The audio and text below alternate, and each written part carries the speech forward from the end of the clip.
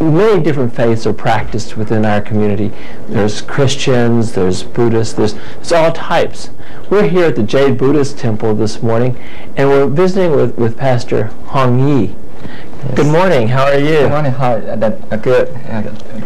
Welcome to our temple. Thank you for having us here at the Jade Buddhist Temple. How long has the Jade Buddhist Temple been in existence? It's been here for about 10 years. We completed the construction in 1990. So we had a grand opening in the same year. Yes. Great. And about how many members do you have at the Jade Buddhist Temple? At the present time, we have about 1,500 family members over here. Now, tell me about your program. I mean, what are the times that you have? Do you have services? I mean, are they on certain days of the week? Yes, basically we still use weekends a lot because this is the most convenient time for people to come to our temple. So during the weekends, we do provide different kind of programs for members or non-members. Basically, we provide two kinds of program, one in Chinese and another one in English. So for English-speaking friends, basically we arrange them to practice meditation for 1 hour. Then we have a Dharma study program in English for another 1.5 hours. Also, at the same time, we have another program in Chinese going on in the Grand Hall.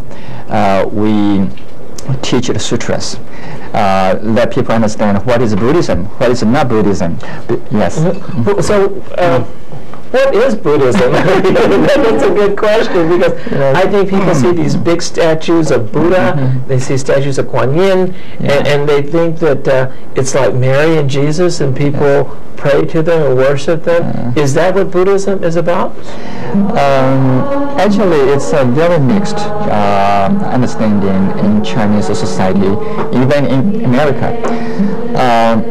Actually, if we study the name of Buddha, Buddha means awakening, okay, or enlightened one, the one who is understanding things correctly, who has the great wisdom. So basically, in Buddhism, we don't encourage people to follow a lot of superstitious in any manner, superstitious in China or in other countries. Basically, we don't agree with. We hope that everyone will follow the universal law of cause and effect. What is that? Cause and effect? Cause and effect. Cause and effect. Yeah. That means everything doesn't come to us automatically. There must be some causes. Positive causes bring us positive consequence. Negative causes will give us negative causes. So basically, we encourage people to understand how to love each other, so cultivate our loving kindness and compassion. Also, at the same time, understand things clearly, also find the right reasons to penetrate into the reality, not follow something we simply based on our blind faith. Now, tell me, what times are your classes or your services? You mentioned English and Chinese classes, and you have Sunday school classes too? Yes. For English program, we started from 9 o'clock in the morning, and from 9 to 10 we practice walking meditation and also sitting meditation. From 10:10 to 11:30 we have a Dharma discussion, also Dharma teaching class in Grand Hall. At the same time, we have people in Great Hall, and we use Chinese to conduct some traditional Buddhist practice. And I saw some Kung Fu students also. Yes, they like this program very much. Okay. Yes. Now, the majority population here at the Jade Buddhist Temple is Chinese, but is the temple exclusively for Chinese?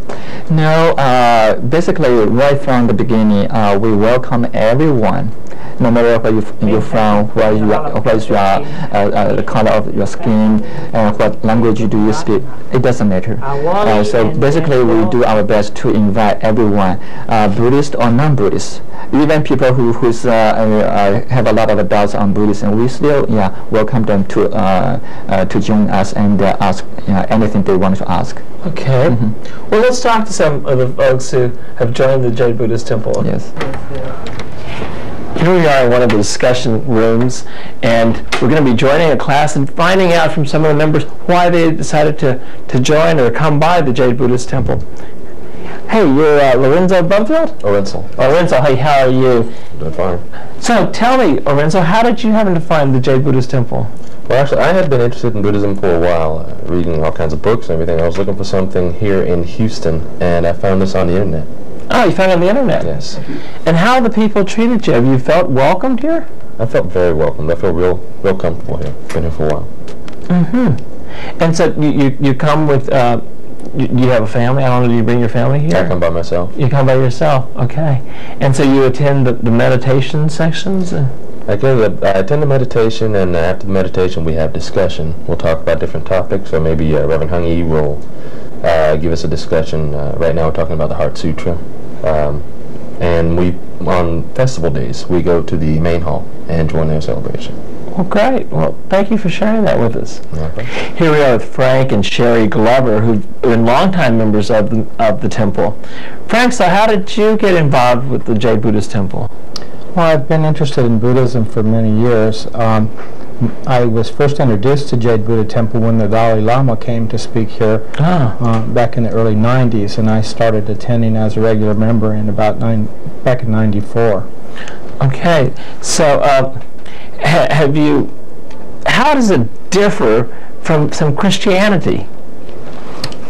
Basically, it's a little difference in philosophy. It's not so much a theistic philosophy as it is a philosophy of self-reliance and working at purification of ourselves and developing our own self and trying to build character. Now again, you're in the minority here as far as ethnic groups, okay? Yes. Have you felt welcomed by the membership? Oh yes. Ever since the first day I stepped in here, it's been like a home to me. And I understand that y'all have a meal at the end of the teachings in the morning? Yes. When we finish our meditation group and then our class and discussion, we always have lunch together, and we get to sit around and talk about the lesson and talk about different things in life, and we just share with each other and have fellowship. Well, here's one of the lunches I think we have. So let's see what we have in our little lunch box today. Somebody was described as a Chinese power lunch, okay? Yes. So what do we have, do you know?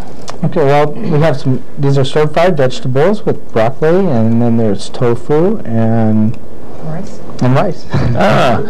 Now, are Buddhists vegetarians by nature, or is that part of the faith? Not all Buddhists, but some branches of Buddhism do practice vegetarianism, and it is a statement of nonviolence because we don't believe in killing. It's one of the precepts that we take is not to harm, not to kill. So we believe that it's better to eat vegetarian food for that reason. Great. Now, we happen to be here right as the temple is beginning to celebrate the Moon Festival. And this is a very special festival in China and Asia, in which we prepare normally what we call moon cakes during the harvest season. And I know the members of the temple were here yesterday volunteering their time to prepare these delicious moon cakes. Do you like moon cakes? Yes. Well, we made mainly of ground beans and then with an egg yolk in there. And, well, let's share some mooncake together. Okay. Okay. To explore the Chinatown community in Southwest Houston, just take the Southwest Freeway, get off the Bel Air exit, and head west. Around Gessner or so, you'll begin to see a number of signs in Chinese and Vietnamese. Check out the food, check out the stores, check out the people. Well, that's all the time we have on this episode of Destination Houston. I look forward to seeing you next time. This is Councilmember Gordon Kwan. Until then, Destination Houston.